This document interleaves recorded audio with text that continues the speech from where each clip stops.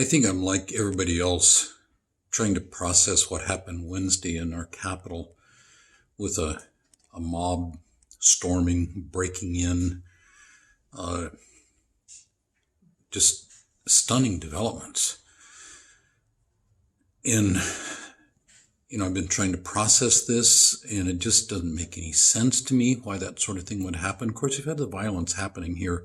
We've had it happen in Portland around the edges of the racial justice protests. There's been a violent group there. We had groups down in Salem breaking into the Capitol there, and then Wednesday in the United States Capitol. And I think of this, I find myself resonating with Rick Warren's response. He said that armed breaching of Capitol security is anarchy, un-American, criminal treason, and domestic terrorism. He speaks strongly, but I find myself resonating with that. How do I respond? Well, part of it just to go into the anger, condemn this or scream about that, and God knows there's plenty of that happening.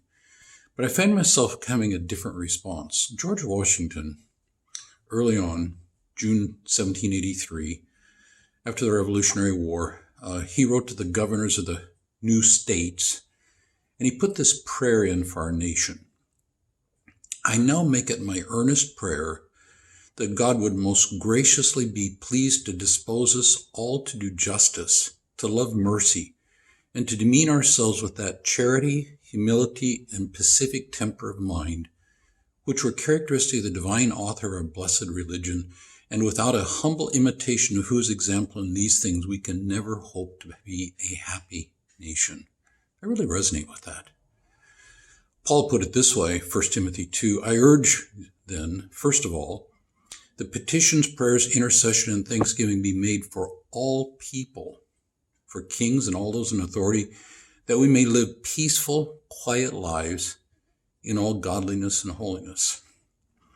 So I find myself in this encouragement thing to myself, but also the people of grace, is to think, let's be that kind of people.